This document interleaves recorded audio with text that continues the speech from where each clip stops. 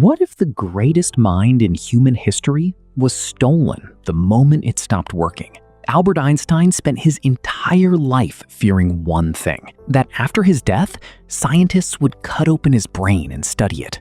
So he gave very clear instructions: cremate me, no autopsies, no research, no exceptions. But the second Einstein took his last breath, a doctor in that very hospital quietly removed his brain without telling anyone. And for the next 40 years, that brain disappeared. No one knew where it was, no one knew who had it, and no one could explain why Einstein's brain was so fundamentally different from every other human brain ever studied in the history of science.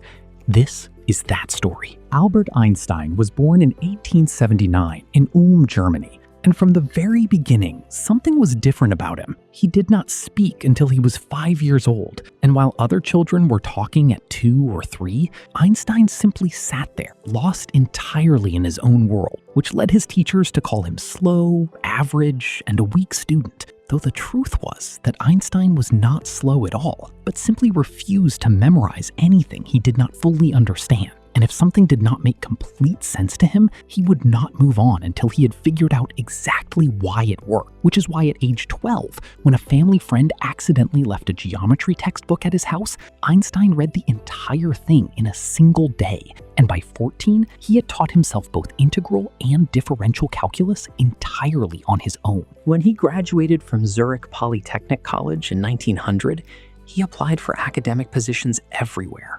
Germany, Switzerland, universities, schools, research institutes, and every single place gave him the same answer, that they were sorry, but they could not hire him because Einstein had skipped lectures he found boring, had not followed rules, had not impressed his professors.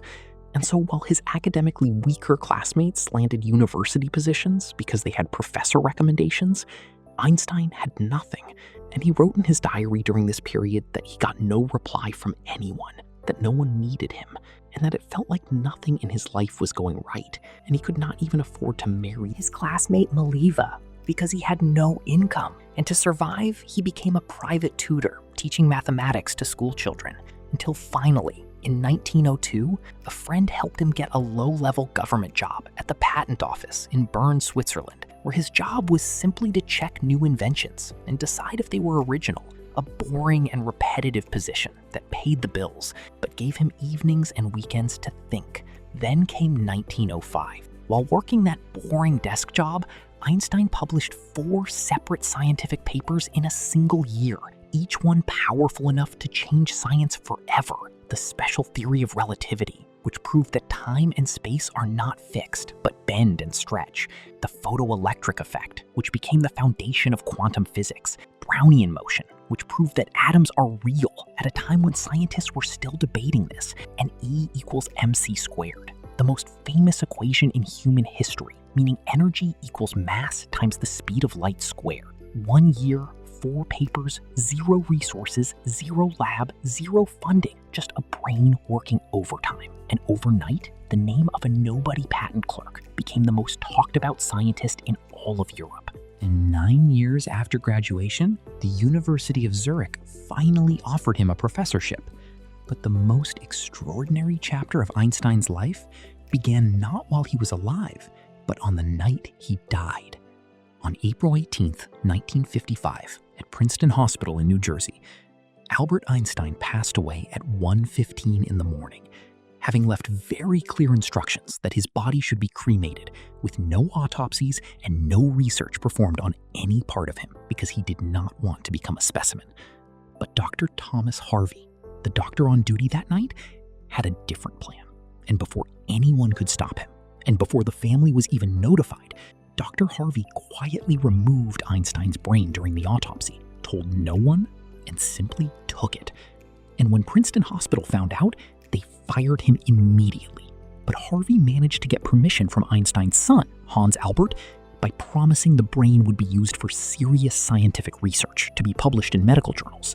And so began one of the strangest journeys in the history of science, because Harvey took the brain to Philadelphia, where he photographed it from every angle, then cut it into 240 small pieces, preserved each piece in a separate jar, and hid everything in his basement, which made his wife so furious that she threatened to throw the jars away. And the arguments became so severe, they eventually divorced, and Harvey moved to Kansas with the brain, then changed jobs multiple times and moved to different cities, always keeping the brain with them, until at one point he had lost his medical license and was working in a plastics factory, while Einstein's brain sat in jars in a box under his desk.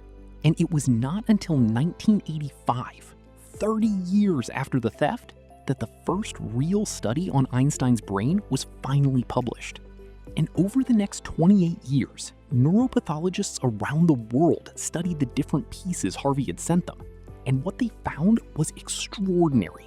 The human brain is divided into two halves, left and right, where the left brain handles language, logic, mathematics, and writing, while the right brain handles creativity, art, music, and spatial awareness. And these two halves communicate through a structure called the corpus callosum, which works like a motorway connecting two cities, so that when you type on a keyboard and your left hand makes a mistake, your right hand corrects it instantly because of this split-second communication.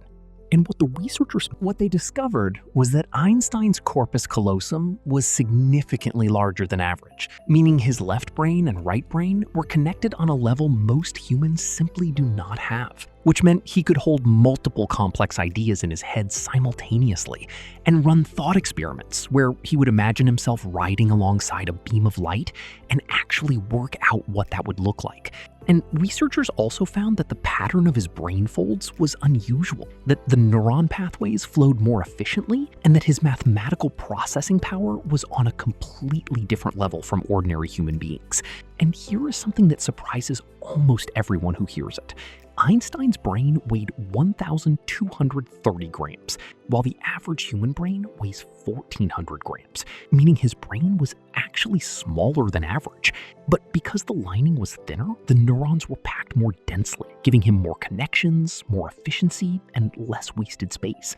And while scientists believe he was partly born this way, they also believe that his curiosity, his obsessive questioning, and his lifelong refusal to simply memorize things without understanding them physically shaped his brain over decades, meaning Einstein's brain became extraordinary because Einstein used it differently from everyone else around him. A boy who could not speak until he was 5. A graduate who could not find a job for 9 years. A man whose brain was stolen the very night he died. And yet, without Albert Einstein, modern science is simply incomplete. His theories live inside your GPS, your phone, your MRI scanner, and the technology you use every single day runs on ideas that came from one man's refusal to stop asking questions. Einstein's brain was not special because he was born different. It was special because he thought differently. He never memorized, he always questioned.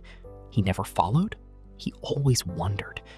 And today, that brain, or what remains of it, sits preserved on microscopic slides at the Mutter Museum in Philadelphia, a reminder that the most powerful thing in the universe is not a weapon, not a machine, not a fortune, but a curious mind that refuses to give up.